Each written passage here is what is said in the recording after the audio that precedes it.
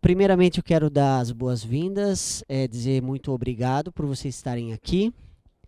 O meu nome é Rafael, estou aqui com meu amigo e também sócio, César. Nós temos uma empresa que hoje passa por um momento bastante interessante, que é o ramo da educação. Não é a educação, a educação formal, e sim a educação livre, ok?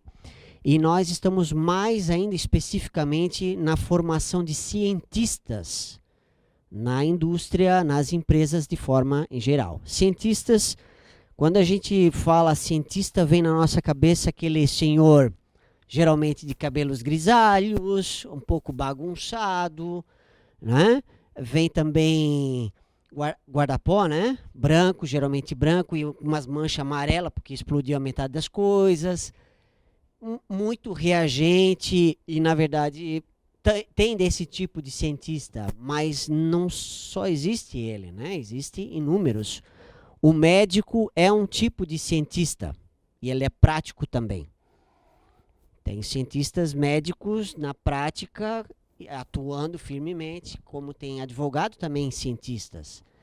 Tem cientista na área social, tem cientista na área de desenvolvimento de produto, tem cientista na área de marketing, comportamento humano, tem cientista em todas as áreas. E duvido que vocês veem eles andando lá no supermercado com jaleco. Não. E nas indústrias, a gente perdeu ao longo do tempo essa capacidade de gerar ciência dentro da indústria, de aprender com os próprios problemas. Então a gente foi perdendo ao longo do tempo essa capacidade de desenvolver essa ciência, ou seja, a gente aprender com os próprios problemas. Olhamos muito ou buscamos muito o quê? A solução, né? A gente quer a solução. Então eu quero fazer um brainstorming para capturar as melhores soluções, quando na verdade você não sabe nem qual é o problema.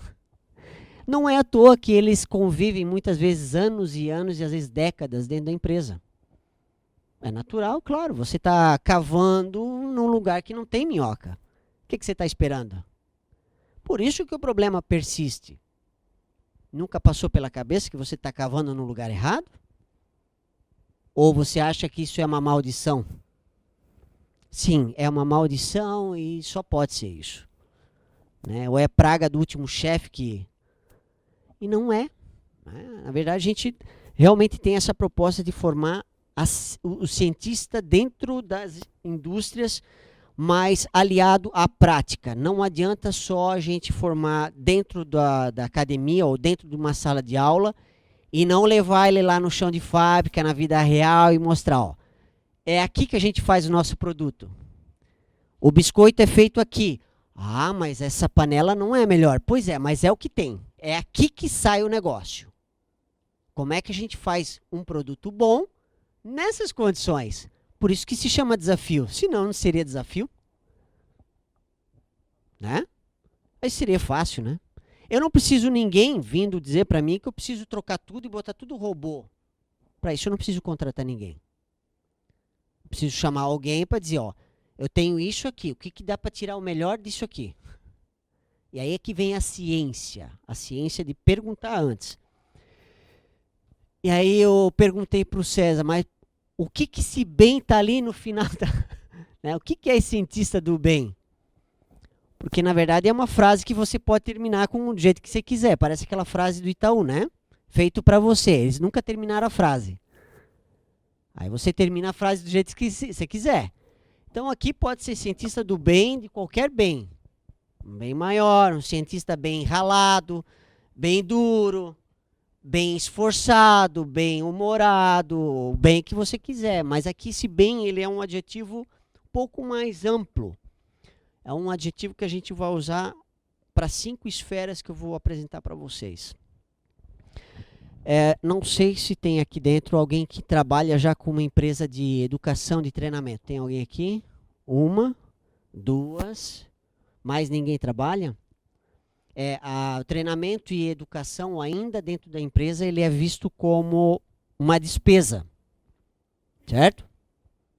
Ou seja, é um dinheiro que vai e não volta. Ele não é visto como investimento. A gente está trazendo uma proposta diferente aqui. Trazer ele como investimento e vender isso como investimento para as pessoas. Por que vale a pena você colocar dinheiro numa formação científica? Simples, porque ele vai voltar para você 43 vezes maior do que ele foi. Começou a ficar mais interessante para o meu ouvido. Mas não é só isso, dá para trazer mais benefícios em relação à formação científica. Mais gente pode ganhar com essa formação, né? A minha formação é de engenharia, a do César também é de engenharia.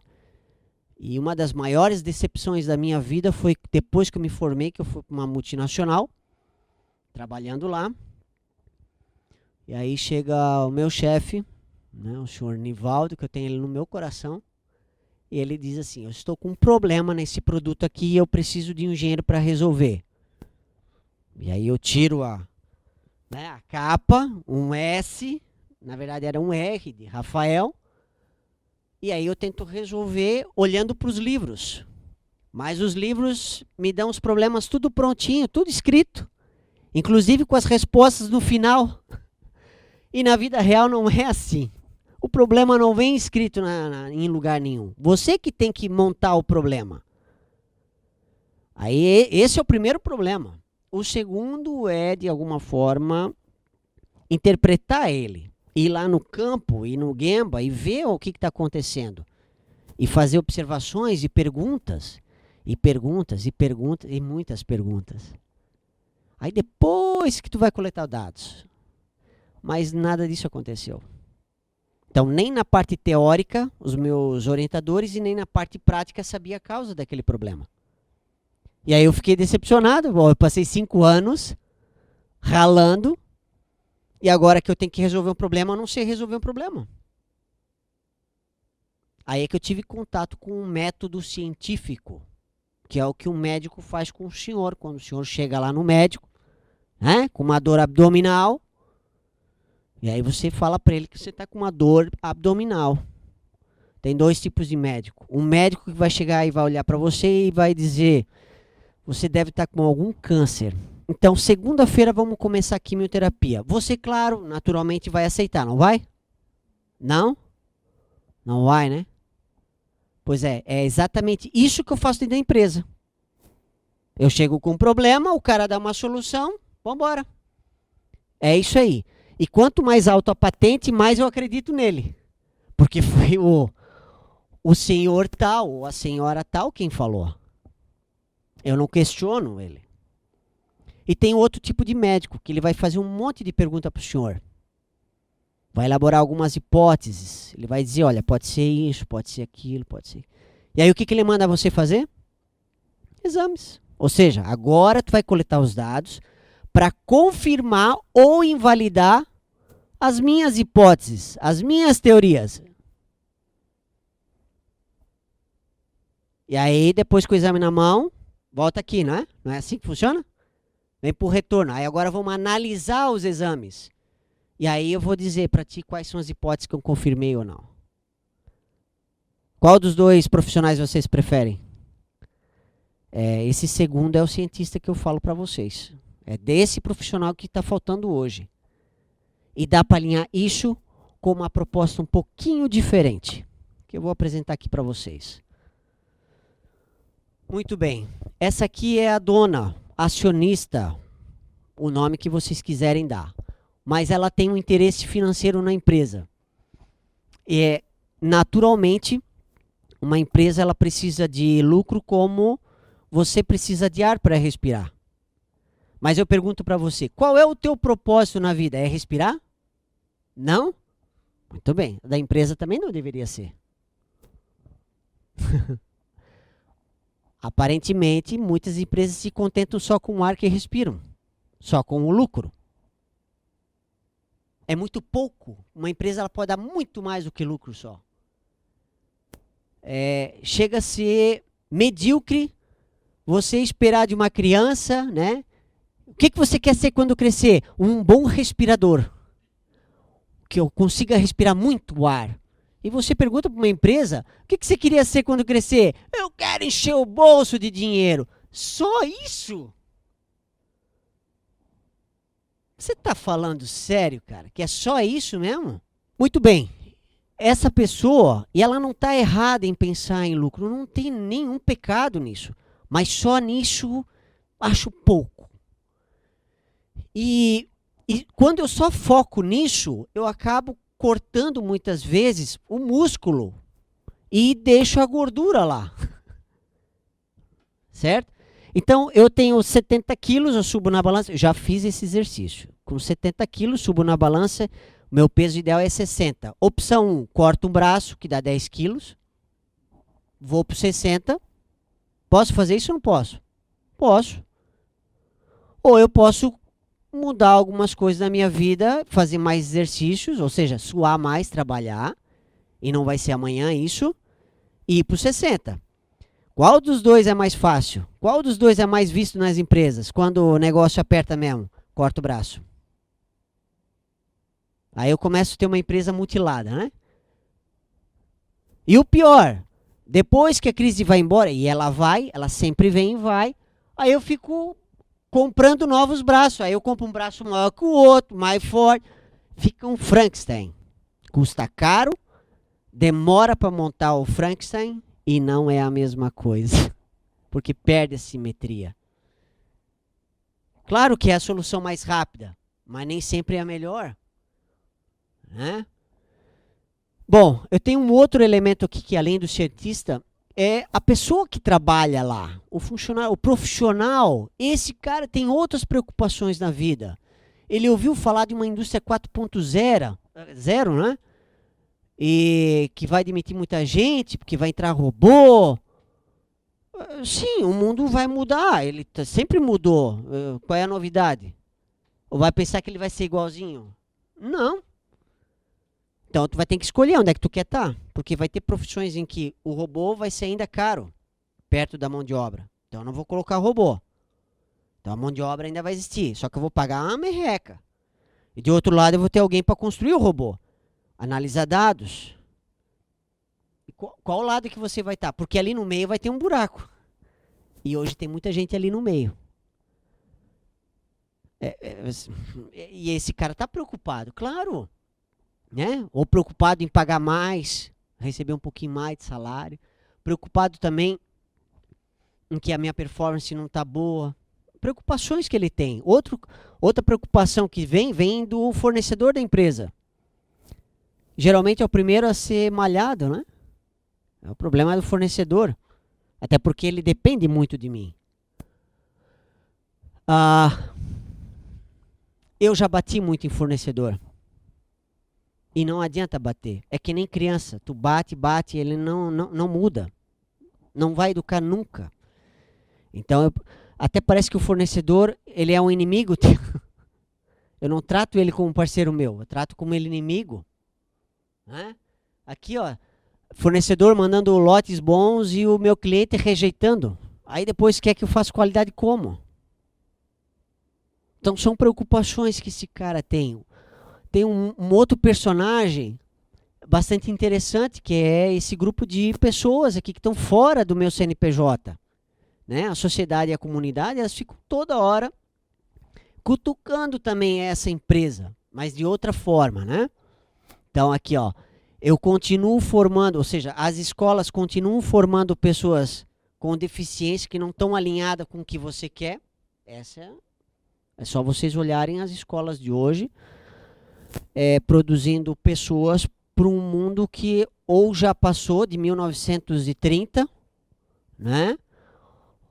Ou para uma coisa totalmente diferente que o mercado está pedindo.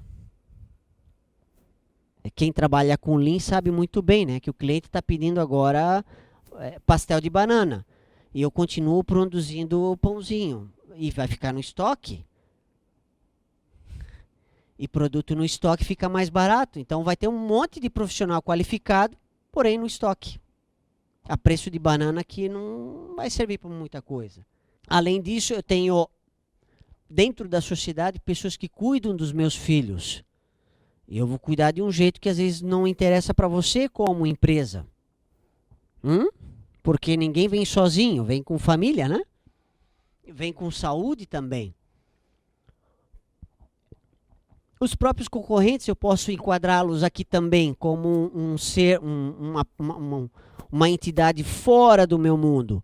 Aí tem muito concorrente que quer quebrar ou quer me engolir. Enfim, tem até mais um elemento aqui, que é o meio ambiente, né? Tem algumas empresas que tratam bem o meio ambiente. Tem outras empresas que chamam o meio ambiente de câncer, que é um atraso. Pode ser que sim, pode ser que não. Tem que ter talvez um equilíbrio, eu não sei, mas... ou seja, é o meio ambiente falando para a empresa que mal você consegue sustentar e tratar bem um funcionário. Tu não consegue nem respeitar o teu funcionário. Nem um lugar que... Ó, parece que tem lugares que eu já morei em lugares em que você abre a porta, tem um cheiro de fumaça enorme, assim, que fica complicado pensar em somente lucro e não deixar nada mais do que o lucro. Aí eu vou para um outro mundo agora, onde é que eu vou juntar essas 5 partes. Então, nessas 5 partes aqui, a gente vai ver um elemento chamado, esse aqui, ó, o raciocínio crítico e criativo. Raciocínio crítico e criativo. Raciocínio crítico a própria palavra já fala bastante, né? Raciocínio é a capacidade de a gente montar uma lógica para a gente entender algum fenômeno, algo que está acontecendo, e a criatividade como parte integrante desse mindset, dessa forma de pensar, né? E aí a gente vê esses 5 esses 5 elementos que a gente falou ali. Deixa eu ver se eu lembro aqui. O primeiro elemento era o dono da empresa, o acionista, a pessoa que trabalha na empresa, um outro elemento. O outro é o fornecedor, não é? Aí tem o meio ambiente. Quem é o outro? A sociedade. Esses 5 hoje mais ficam brigando entre si do que se juntando para resolver problema em comum. Estão mais se atirando do que se ajudando para resolver. Né? Eu moro hoje em Blumenau. Tem uma empresa lá que faliu, simplesmente só fechou a porta. Não avisou ninguém. Ninguém. Tá lá, tem um monte de camisetas, bonecas, das pessoas que trabalhavam lá, que simplesmente ficaram assim. Gente de 20, 30 anos de empresa. Tudo bem. Faz parte, mas não é tudo bem. Mas de jeito nenhum. Então aqui eu vou adicionar esse elemento e vamos ver como é que muda um pouquinho. Como é que a cabeça de um acionista que tem um pouco mais de raciocínio crítico e a criatividade dentro do mindset, dentro da forma de pensar. Aqui eu tenho... Vamos ver se eu consigo aumentar um pouquinho aqui. Aí. Esse é um gráfico que mostra anos e aqui o percentual de crescimento e cada cor dessa aqui é um tipo de empresa nos Estados Unidos. Então eu tenho empresas que são comercializadas dentro da Bolsa de Valores, empresas de grande porte e tradicionais, e tenho empresas que têm um viés mais humanizado. Então a gente percebe que esse tipo de empresa plantou durante 5 anos e começa a colher somente agora. Então, num negócio, numa estratégia, não dá para tu plantar hoje e querer... Porque não é que nem alface. Em 45 dias tu já está comendo. Isso é como se fosse aqueles pé de eucalipto, né? Que você planta hoje, é daqui a 10 anos que vem. Mas, enfim, eu tenho que plantar alface e tenho que plantar os dois, na verdade. Porque tem que continuar comendo. Então aqui tem alguma coisa de diferente nesse tipo de empresa para esses aqui. O que que é? Em alguns estudos, ou seja, em mais de 200 estudos, foram levantados alguns perfis comuns entre eles. O primeiro, todos coloco um propósito bem claro, que não é só respirar. O propósito da minha empresa não é só de respirar. Quem trabalha nessas empresas também tem um propósito. Alguns têm o propósito de ser um bom pai, uma boa mãe. Outros têm o propósito de passar adiante um conhecimento que tem. Esse propósito faz diferença na hora de você chamar esse cara para uma luta. Então, toda vez que tu tens um grupo de lutadores, e aí eu tenho pessoas aqui que são profissionais nessa área, que quando entram no tatame com um propósito muito bem claro, a chance de ter sucesso é um pouco maior do que simplesmente uma luta só para ganhar. Então, a cultura também é responsável que olha esses 5 elementos ao mesmo tempo. Tem que ser bom para todo mundo, não dá para ser bom só para um. Não dá para só a sociedade ganhar e os outros 4 elementos perderem. Porque daí está desequilibrado. A liderança, que é uma liderança servidora, foi com um outro comportamento visto que é comum entre essas partes. Num dos nossos clientes, o chefe ele tem o costume, isso eu vi, tá? Ninguém falou para mim. Eu estudei, eu mando nesse negócio, para não falar outra palavra, né? Que é comum a gente ouvir em alguns lugares ainda. Você, cara, tu não estudou, por isso que tu tá aí nesse lugar aí. Então, ou tu faz, tu me obedece, ou então tu cai fora. Isso não foi nem a 4 paredes, foi na frente dos outros. Esse é um comportamento que ou seja, ele não tá ali para servir o cara. Ele não entendeu que quem depende do resultado, ele não depende do chefe, é o chefe que depende dele. Se ele não fizer bem feito ou não vier trabalhar, não sai pãozinho.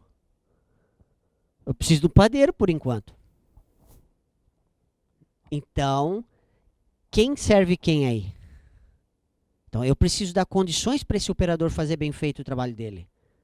Até hoje, ninguém conseguiu provar que um problema, seja de qualidade, de produção, qualquer um que vocês quiserem me falar, que a causa do problema é o operador. Ele é vítima de um processo, de um produto ruim, pobre que você tem. As pessoas não erram porque elas são ruins. Erram porque o processo deixa ela errar. Né? E não adianta você falar para você não beber antes de dirigir. Não adianta falar. O carro não pode ligar se você estiver bêbado. É o carro que tem que ser robusto ao operador. É o processo que tem que ser robusto. É disso que a gente está falando, dessa servidão aqui. E a integração completa entre esses 5 membros aí, também a gente chama de stakeholders, né? Esses 5 elementos. Isso a gente viu de comportamento similar. O colaborador, ou profissional, eu prefiro chamar de profissional, né? Ele já está pensando em habilidades que ele precisa daqui a alguns anos. Esse aqui, não sei se vocês conhecem, mas é uma tabela.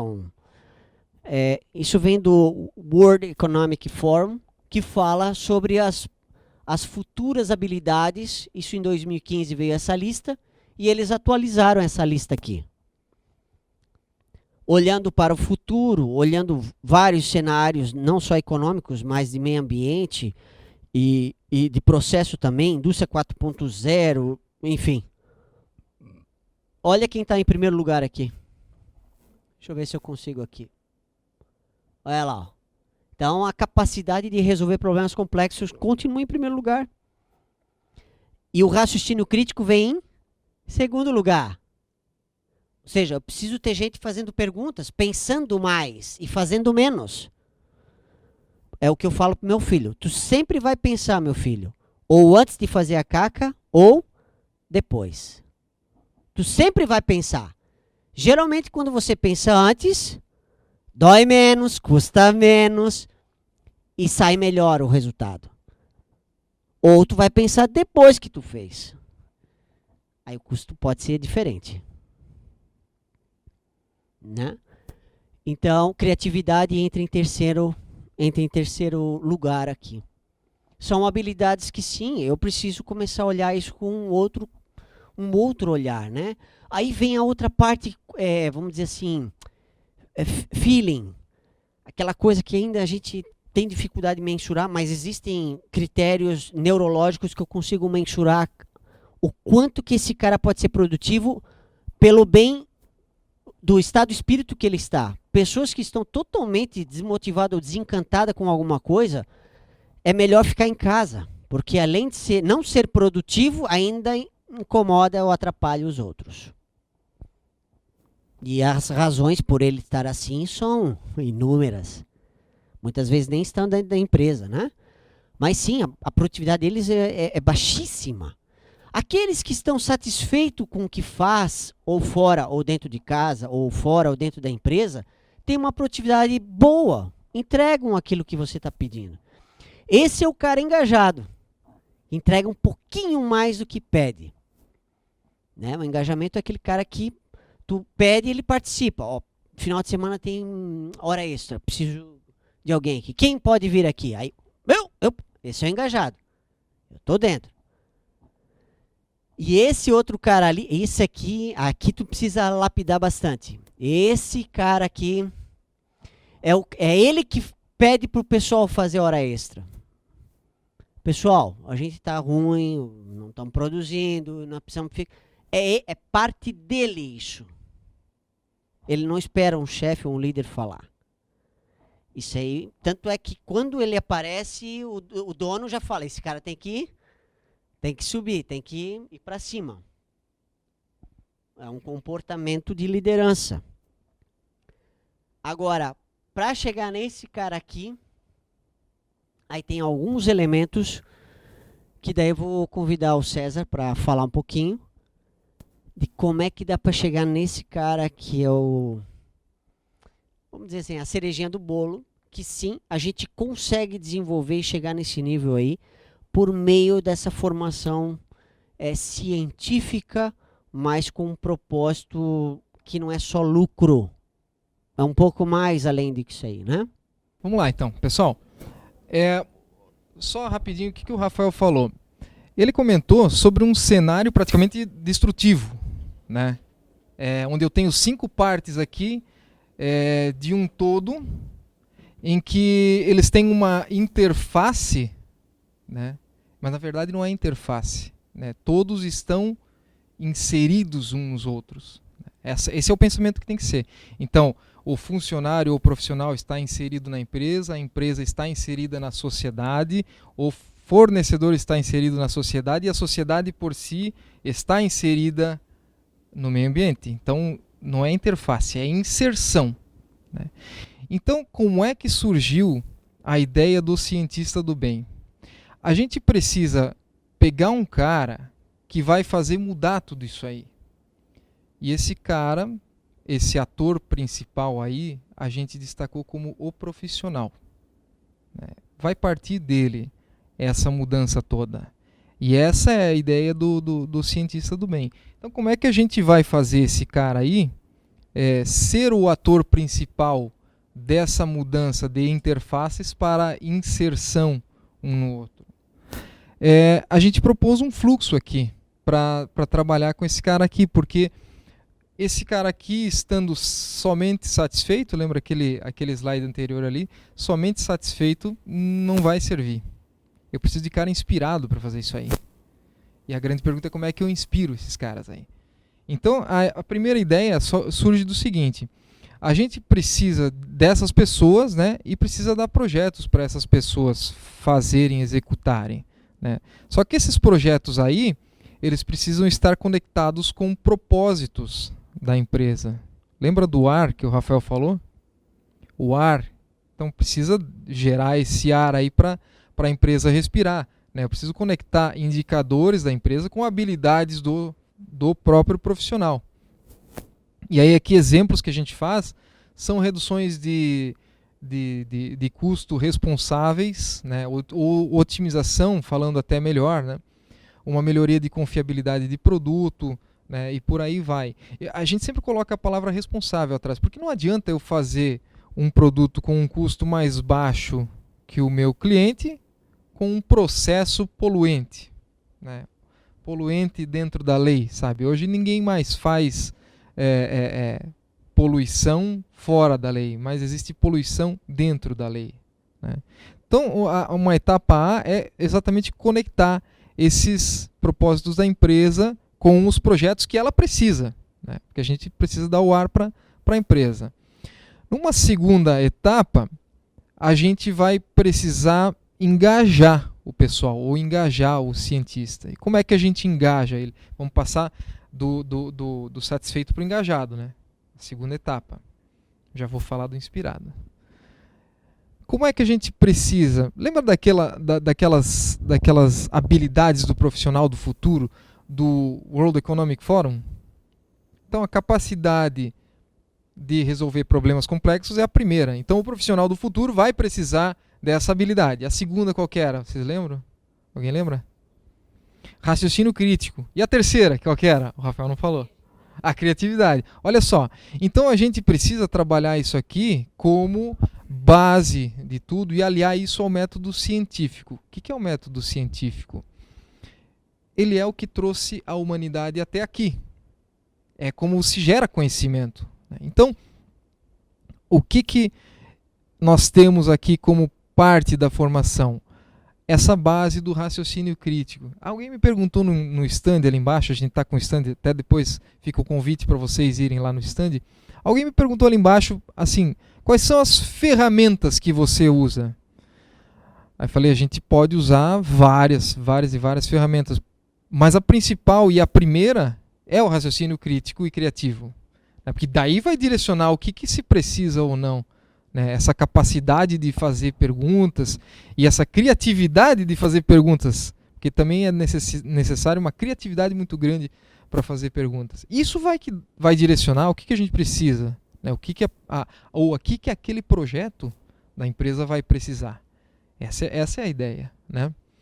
Outro elemento é o trabalho com os dois lados do cérebro, aquela teoria do Roger Spencer, que foi o prêmio Nobel de medicina em 1981, ele descobriu isso aí em experimentos na década de 70, mais ou menos, para ganhar o prêmio Nobel na década de 81, no ano de 81, ele descobriu que a gente trabalha com dois lados do cérebro e cada um tem uma função distinta, né?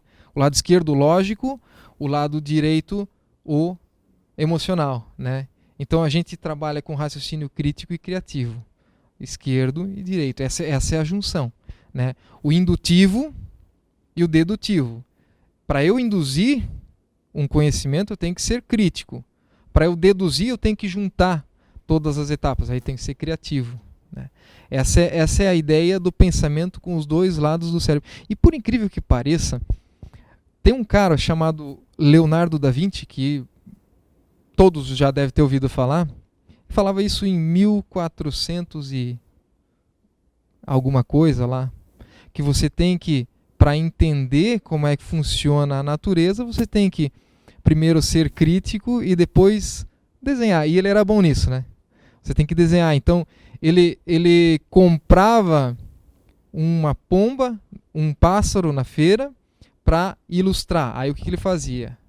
Ele era até meio cruel, assim, ele pegava a vasinha, olhava, abria, fechava, tadinha dela, né?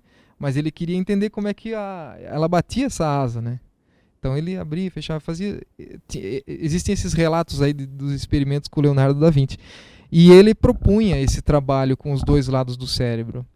Outros pontos que a gente tem também a desenvolver com o cientista estratégias para enxergar ou melhorar o uso da ciência para melhorar a forma de ver a empresa, promover a cultura da experimentação na empresa, porque fazer experimentos é encontrar o fracasso, né?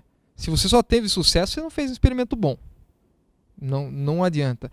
E o problema é aceitar isso aí, né? O problema é, principalmente, a liderança, o dono de uma empresa aceitar. Tá, mas você fracassou, você fez um experimento e fracassou, você não sabe o que está fazendo. às vezes, quando se trata de inovação, não sei realmente o que eu estou fazendo. Então, eu tenho que errar. Acontece.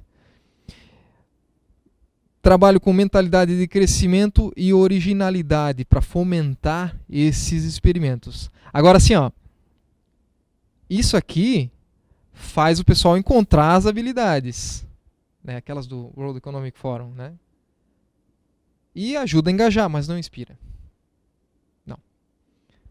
Lembra aqui, ó, as habilidades? Essas aqui, ó. Ajuda, mas não inspira. Então, como é que eu inspiro? Aí que veio a ideia principal do cientista do bem. Então, conexão de resultado com propósito. Olha só, os millennials, a próxima geração de profissionais que nós vamos contratar, eles querem fazer um impacto positivo, querem gerar um impacto positivo. 88% diz isso aí. Dos profissionais atuais, mais da metade diz que quer gerar algum impacto positivo e relaciona isso aí com a felicidade deles. Né? Tá, e o que tem a ver com isso? Assim, ó, a gente vai propor uma conexão de resultados com propósitos. Ou seja, aqueles projetos que os caras vão fazer, naquele primeiro passo em que a gente conectou o propósito da empresa com o projeto, aqueles projetos vão dar resultados. Não tenha dúvida.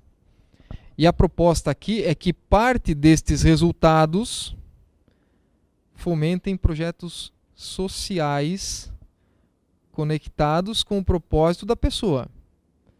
Por exemplo, eu gosto de esporte. Então eu vou buscar projetos sociais, e na verdade a Learn já tem projetos sociais cadastrados, selecionados com base nesses critérios aqui: transparência, impacto, solidez e qualidade de gestão dos projetos sociais. Então eu sou um cara que gosta de esporte, eu vou buscar com o meu resultado do meu projeto da empresa, feita na empresa, eu vou buscar um projeto que seja um financiador do esporte. Um esporte pode ser um projeto do esporte em contraturno de escolas, né? Então esses caras precisam também de ajuda. Então olha só, com os meus resultados, eu vou fomentar esses caras aí. Essa é a ideia, né? E esses projetos, a maioria deles que a gente tem como já selecionados, ainda possuem isso aqui, ó, são enquadrados em leis de benefícios fiscais. Ou seja, você dá, a empresa dá, e ela pode receber de volta no outro mês. Empresas de lucro real que apontam mensal, pode ser trimestral também. E diversas leis regem esses benefícios. Né? Então a gente tem essa possibilidade de enquadrar numa lei. Eu coloquei ali aquela que é chamada de lei do bem, mas tem do ICMS, tem do ISS, tem do imposto de renda, tem lei Rouanet, tem lei do esporte, tem uma diversidade, na verdade é uma selva de leis que a gente pode fazer esse tipo de enquadramento também. Legal. E isso aí, feita a capacitação com as pessoas, a gente tem que trilhar uma orientação com essas pessoas, tem que continuar caminhando junto, né? Então, nessa execução de projeto, porque a gente fez a capacitação e engajou as pessoas, né? Só que tem que trilhar junto esse caminho, né? E aí, trilhando esse caminho, ocorre o fortalecimento dessa conexão das pessoas, ou seja, eu vou fazer, imaginem só, aquela instituição de caridade que você passa na frente ou que você ouve falar, você ser responsável com os resultados que você obtém na sua empresa, você ser responsável também para ajudar aquelas crianças. Você pode ajudar também elas, ou pode escolher o que você quiser. O corpo de bombeiros, né? Você pode também trabalhar com essa corporação, ou seja, essa é a filosofia, então, do cientista do bem. E nesse momento de orientação em que a gente está caminhando para a execução dos projetos que vão dar resultado na empresa, nesse momento a gente usa uma série de conceitos também, o Scrum, produto mínimo viável, a prototipagem do design thinking, uma série vou colocar até de filosofias, né? Não são nem ferramentas, são mais um campo de métodos, né? De execução de projetos. Nesse momento aqui, nesse momento C de orientação, ocorre esse fortalecimento, porque esses projetos sociais que serão beneficiados, esses projetos sociais aí têm que ser locais. Lembra da sociedade no entorno da empresa? Então, tem que ser local. Porque você tem que olhar no olho das pessoas que você vai ajudar. Essa é a ideia. Essa é a ideia. Né? E aí, com isso, a gente eleva o engajamento à inspiração. Lembra daquele carinha lá do 225%? Aí sim, eu engajei ele. Como? Dando para ele a oportunidade de conhecer as habilidades do profissional do futuro, pelo menos as 3 principais, né? E dei a oportunidade dele também se inspirar com os resultados dele. Agora um pouco de economia aqui. Muito bem, bonito, né? Vocês estão vendo aqui que tem uma linha passando aqui, né? Essa linha aqui seguiu aqui nos meses. Então aqui nós estamos mais ou menos aqui entre o 3º e o 4º mês do ciclo do cientista do bem. Então o que eu fiz? Fomos na empresa, identificamos o propósito da empresa, identificamos o que a empresa precisa, quais são os projetos que eu preciso para a empresa, né? Fizemos a capacitação para engajar as pessoas, né? As pessoas escolheram o projeto social, elas estão sendo orientadas nesse meio, né? E agora a gente está em torno do 3º, 4º mês aqui desse ciclo, né?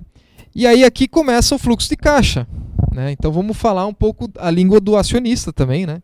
Que é o ar que a empresa respira. Eu coloquei aqui um fluxo de caixa conceitual e, né, os contadores me perdoem, é um fluxo de caixa conceitual. O que é? Para cima é entrada e para baixo é saída. Esses 5 mil aqui começa normalmente a aparecer pelo 4º mês do ciclo de projetos, que é o que a gente tem praticado aí em mais de 2 mil projetos nesses últimos 8 anos de empresa. Começam a aparecer os ganhos. Então aqui eu botei um número aqui para a gente ilustrar, em torno de 5 mil. Né? E aqui é a primeira saída de caixa da sua empresa.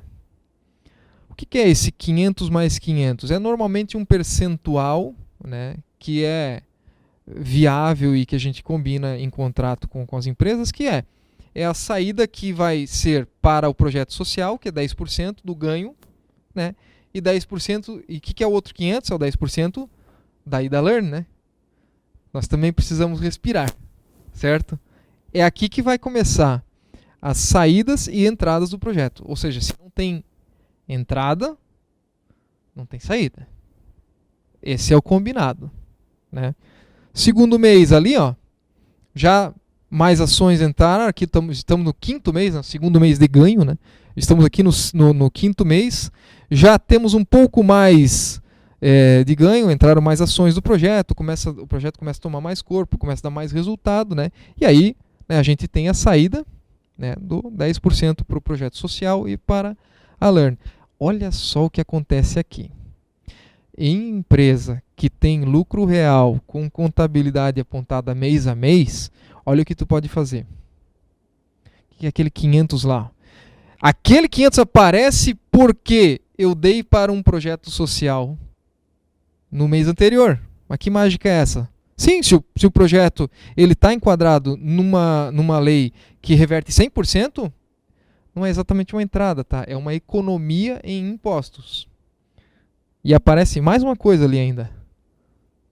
Porra, mas o que é isso? É o baú da felicidade, né? Só falta dizer oi aqui, né? Não, aquilo ali, ó, é enquadramento, por exemplo, em lei do bem. Por que você investiu em tecnologia? Por que você investiu em inovação? Ou por que você investiu na Learn? Você pode também ter um abatimento aqui de acordo com a lei do bem. E essa assessoria também nós nós prestamos, né, com essa parte aí da lei do bem. É um requisito mais legal, né? Só para a gente ver mais um mês, então, continuam os ganhos, né? Continuam as reversões em benefícios fiscais, né? Ó, esse 578 é desse aqui, esse aqui é da lei do bem, né? E aqui a gente tem o ganho do projeto que vai aumentando mês a mês enquanto ele vai sendo executado, né? E aqui os ganhos em despesa dedutível. Olha só que legal que acontece agora. Em torno do 6º mês, esse ciclo já está bem maduro, né? O que pode acontecer, o que nós podemos fazer aqui é iniciar um novo. Tá. E como é que a gente pode iniciar esse ciclo novo de uma forma sustentável? Olha só. Tá vendo aquele númerozinho lá de cima? Ele some dali porque ele era ganho, né? Ele pode vir para cá, ó, e financiar o novo ciclo. Ou seja, um ciclo financia o outro num conceito de retrofinanciamento. Porque eu iniciei o primeiro ciclo financia o segundo. Essa é a ideia aqui. E aí o ciclo continua, né? E aí a gente transforma num ciclo virtuoso. Resultados? Aqui é a ideia aqui para a gente fechar. Aqui é a ideia da integração, né? Então, eu tenho eles, em vez de interface, eles inseridos uns nos outros, né? Onde os colaboradores, na verdade, ganham para aprender. Ganham para aprender, né? Eles conectam os esforços e resultados com propósitos e se inspiram. O acionista tem, lógico, os ganhos financeiros do projeto, que é o que vai interessar para ele, né? E um alinhamento de propósito da empresa. Se ela não tem um propósito, a gente vai encontrar para ela. Ou vai definir um propósito para a empresa. Terceiro, o fornecedor ganha em fortalecimento de cadeia produtiva. O quarto, que a comunidade ganha em recursos provenientes dos resultados. Vejam só como é que a gente vai integrando essa coisa aqui, né? E o meio ambiente, por sua vez, ganha uma empresa mais responsável e consciente. Vejam só, posso ter projetos também que beneficiam exclusivamente o meio ambiente, como a gente já fez, né? Então vejam que a gente vai precisar de pessoas inspiradas, né? E como a gente vai precisar de pessoas inspiradas? Como a gente vai inspirar essas pessoas? Conectando os resultados delas a uma causa nobre. Seja essa causa nobre aquela que ela escolheu, importante, aquela que ela escolher, né? Por quê? Porque é do propósito dela. Tem gente que tem o propósito de fortalecer a educação, tem gente que tem o propósito de melhorar a saúde, né? Tem gente que tem o propósito de esporte. Eu acho que o esporte que faz as crianças irem, a educação das crianças melhorarem, né? O ponto é, quando o cara olhar, eu citei os bombeiros também, né? Quando o cara olhar aquele determinado ponto da sociedade, ele vai dizer, olha, os resultados da minha empresa, ou os resultados que eu consegui fazer com o meu projeto para melhorar a minha empresa, beneficiaram aqueles caras lá. Beneficiaram as crianças, beneficiaram o esporte na escola, beneficiaram o bombeiro, ou quem quer que seja. E essa é a ideia do cientista do bem. Conectar propósitos. A gente tem tempo para perguntas? A ideia não era dar um curso, né, de cientista, não era a nossa ideia. A ideia era mostrar para vocês uma nova forma de ver essa questão da formação científica e que, bem ou mal, a gente lamenta muito o novo rumo que a educação hoje está seguindo, que é justamente contra essa mão aqui. Como diz o ditado, né? Onde tem choro tem lenço, né? Ruim para o Brasil, mas vai dar trabalho para nós no futuro. Porque em breve nós teremos sim pessoas com menos propósito e com menos capacidade de questionar o que a gente faz, por que faz, como faz, quem falou que tem que fazer assim, né? Os seguidores de normas, de regras que não questionam nada e simplesmente vão caminhando. Então, pessoas sem propósitos e com bagagem filosófica tendendo a zero. Isso é ruim e isso é bom ao mesmo tempo, mas a gente sente, e quem estiver se preparando com isso para o futuro, vai ser a estrelinha. Gente, só deixa eu conectar. Eu fui naquela palestra agora do Lélio Lauretti.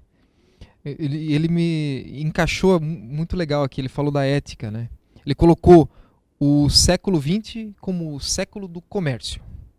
Ou seja, do lucro acima de tudo. E ele falou, proporcionamos, eu estou dando um resumo da palestra do cara, mas encaixa aqui certinho. Proporcionamos o maior avanço da humanidade nesse século e também as maiores atrocidades da humanidade nesse século. É o século do comércio. Ele coloca o século XXI, é um senhor de 80 e tantos anos, né? Coloca o século XXI como o século da ética. Ou seja, vai mudar a questão do comércio. Ele já dá noções de que o comércio está mudando, né? Está fluindo do comércio puro e lucro acima de tudo e de todos, né, para a ética. É um pouco, está alinhado aqui com o que a gente estava falando, né? Até falando com o César, parece que isso é crise de pessoas mais idade, né? Quando eu tinha meus 20 anos, o que eu queria? Ficar rico, milionário, né? Sair, passear, ter sucesso, ter uma casa própria em 2 anos, né? Dá até para baixar o nível se a gente quiser, né? E conforme a gente vai ficando maduro, a gente vai ver que não é esse meu propósito. Eu duvido, né? Duvido que eu vim pra cá com esse propósito. Não faz nenhum sentido. Mas isso agora, talvez aos 44 anos. Talvez para um adolescente de 16, 20, isso não faz nenhum sentido isso. Então, talvez isso venha um pouquinho também da maturidade que a gente tem ao longo desses 14 anos trabalhando com ciências, né, formando cientista num lugar que, né, é difícil, é um terreno difícil. Falar cientista, né, todo mundo tem 2 pés atrás, né? E se você está aqui, provavelmente tudo que a gente está vendo aqui é que teve cientista no meio. A minha pergunta é mais uma curiosidade com relação à seleção aí dos projetos sociais, né? Acho que vocês já falaram um pouquinho que tem diversos, né? Tem de esporte, tem, por exemplo, o Corpo de Bombeiros, enfim. Como se dá essa seleção, assim? São 4 critérios que eles usam, né? Que é a transparência, ou seja, se eu coloquei lá, né, eu preciso saber o que está acontecendo, né? E até tem auditorias em cima dos projetos sociais, né? É a transparência, é a capacidade de gestão que o projeto tem, eu mencionei aqui. Aqui, ó, deixa eu voltar aqui só para não esquecer nenhum ponto. Aqui, ó. O impacto dele na sociedade, a solidez, ou seja, como ele está estruturado, né? E a qualidade da gestão do projeto. Então não é qualquer projeto que pode entrar, né? Eu venho da área industrial também, mecânica, enfim. E eu percebo, eu queria mais trocar uma ideia com todos, vocês falaram muito em errar, muito em propósito, muito em questionar. Assim, dentro da visão que eu tenho hoje, nós temos muita dificuldade em nós humanos, fora a empresa, fora negócio, fora tudo. Claro que isso dentro do negócio coloca de uma forma mais forte, mas a gente tem muita, dentro da minha visão, julgamento sobre perguntar, sobre errar conosco e com os demais. E isso acaba nos aprisionando até com relação ao propósito, porque eu ouvi em um livro em que dentro da população mundial só 3% sabe qual é o seu propósito de vida. Então, como a gente vai falar sobre propósito se a gente não se pergunta e a gente não erra? E como que a gente leva isso? Porque, assim, é muito legal. Eu era supervisora de chão de fábrica de 100 pessoas. E daí? Como é que a gente vai entender o propósito de 100 pessoas que nem sabem os seus propósitos para gerar esse ciclo, para fazer uma sociedade mais limpa, assim, mais clara, mais justa? Como colocar isso dentro do nosso dia a dia, né? Dentro de nós e dentro das instituições em que a gente acaba se envolvendo? Tem várias formas de fazer isso. Uma, a força, que não traz muito resultado. A outra forma é por cascata.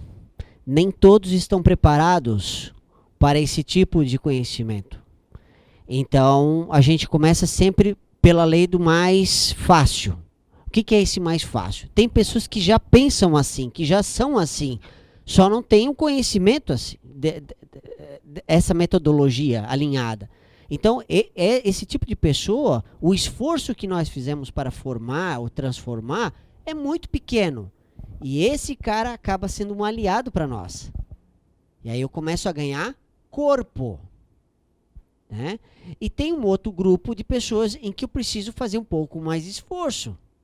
E aí entra a didática, entra políticas também de atuação em cima disso e principalmente o grau de informação que eu dou para esse tipo de pessoa. Recentemente eu tenho um filho de 8 anos e como é que eu brinco com ele? Fazendo DOE, fazendo experimento. Só que ele não sabe que está fazendo isso. Ele não sabe que está fazendo isso aí. Só que ele não percebe que já está fazendo experimentação. O que eu estou falando? Por que eu estou falando? É que eu tenho que adaptar isso aqui ao nível da realidade. Então, se eu for fazer um trabalho desse aqui, como é que eu vou formar cientista, por exemplo, numa comunidade que mal tem emprego? Então, lá eu preciso fazer um outro trabalho mais básico. Sabe como tem empresas que não tem nem sequer o padrão escrito? Não dá para falar de cientista num lugar que está faltando o básico. Como é que eu vou chegar numa família que o senhor tem que cuidar da saúde, tem que fazer academia, daí ela olha assim, eu não tenho nem feijão na panela. Então, dependendo do nível que você vai trabalhar, são necessidades diferentes e são políticas de ataque ou de atuação totalmente diferentes. Aí vem naquilo que você mesmo mencionou. Primeiro você tem que saber o que você está fazendo aqui. Em cima disso aí, alinhado com isso aqui, agora eu preciso saber para onde é que tu está indo e para onde é que tu quer ir. Às vezes o caminho já está alinhado. Tu vai fazer menos esforço. Então, eu quero trabalhar na cultura orgânica porque sem comida boa eu vou ficar doente. O meu propósito é isso, cuidar dessa forma. E onde é que você mora? Eu moro em São Paulo, capital. E o que você faz? Aí eu trabalho 14 horas por dia. Sou advogado, não sei. Então, me parece estar um pouco desalinhado. A não ser que você tenha um plano B para migrar para lá no futuro. Mas a gente não sabe. Tu vai ter que questionar isso. Então, a capacidade de fazer pergunta é uma coisa que nós nascemos com ela, só que ao longo dos anos foi talhada, né? Foi cortada. Até porque toda vez que eu questionava meu pai, ele me dava um peteleco na orelha, porque isso era falta de respeito. Questionar o mais velho. Você jamais viu alguém numa missa levantar a mão e questionar o padre? Nunca. Quem é o louco? Porque coragem é você pular do avião com paraquedas. Sem paraquedas é loucura. Quem é o louco que questiona um chefe? Alguém de patente maior? É louco o cara que questiona, porque sabe que vai morrer. Então, questionar sempre foi uma ameaça, e sempre vai ser. Tanto é que você sempre foi avaliado na escola pelas respostas, nunca pelas perguntas. Isso é a prova viva dessa deficiência. Então, e para uma criança é muito fácil de fazer isso. É só deixar ela ser criança. Não faz nada. Ela já é crítica de natureza. Então, quanto menos eu mexer nela, melhor. É impressionante. Deixa que só faz um ajustezinho, tá, deixa ela vir sozinha. E a gente vai lá e enfia um monte de coisa. Medeiros.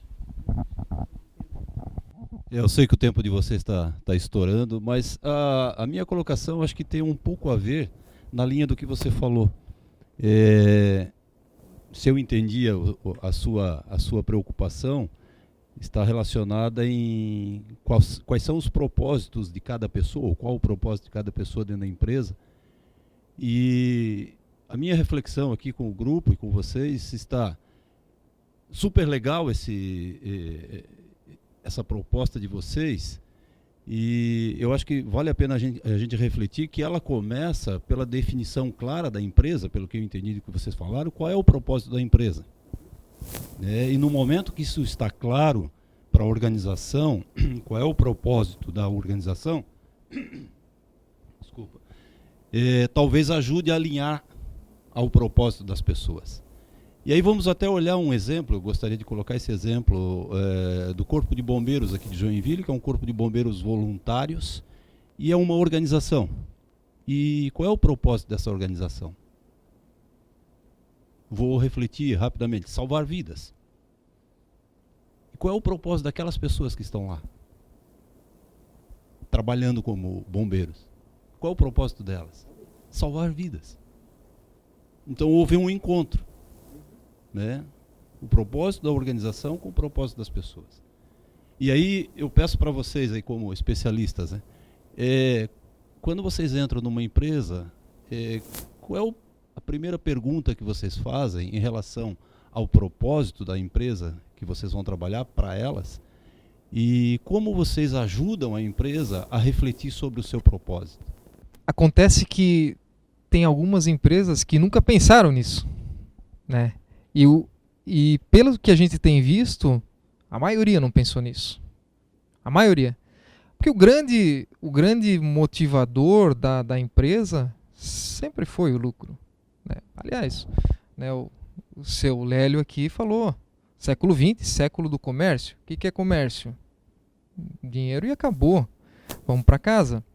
Só que essa é a questão que tem mudado ao longo do tempo e que a gente tem ajudado, às vezes, a encontrar, né, o propósito.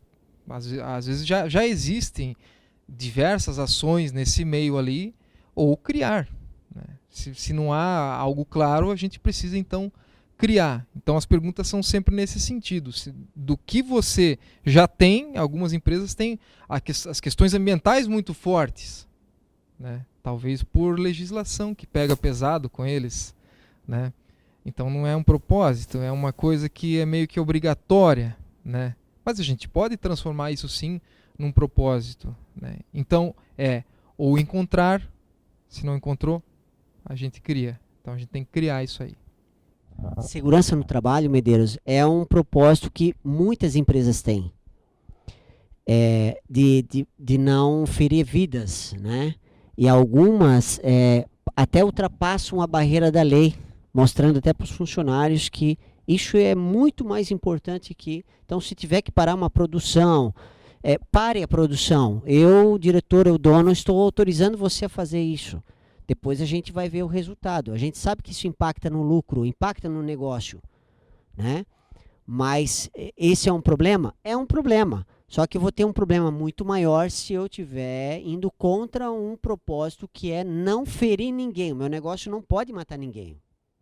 Pode acontecer, pode, mas não é isso que serve o meu negócio. Então, às vezes tu pega um propósito como esse, que já está vivo na empresa, então tu faz menos força para migrar, de repente, para um outro propósito. É aproveitar os propósitos que já tem. Às vezes não está institucionalizado na empresa, mas tu olha para o dono e tu conversa com ele, tu vai achar o propósito dele. Todo mundo tem, às vezes só não está revelado. E aí sim, você faz meia dúzia de perguntas, ou pela conversa, tu vê que o cara é simples, ou ele tem ligação com família, ou algum problema de saúde, alguma coisa ele vai ter para te dar. E em cima disso aí, acaba virando um propósito. Isso aconteceu numa empresa, uma multinacional de motores, que a gente fez um trabalho em que um dos donos teve um problema sério de saúde. Depois disso aí, virou um propósito na vida dele que os funcionários fizessem esse tipo de exame para detectar a doença que ele tinha. Que no começo foi por imposição. Mas ele de tanto falar do caso dele, falar, o pessoal começou sim a entender, a internalizar que isso realmente era importante, e agora virou um dos propósitos, né? Não só na parte cultural, mas virou até um hábito de fazer exames preventivos, e ainda mais na raça homem, né? Que é uma raça que, não sei, é difícil de fazer exames, de cuidar da saúde, né? Mas ele conseguiu, mas isso foi depois que ele tivesse velhinho, né? Que ele acabou acontecendo. Então, às vezes demora, sim, mas se encontra. E tem que ter paciência, às vezes realmente deu.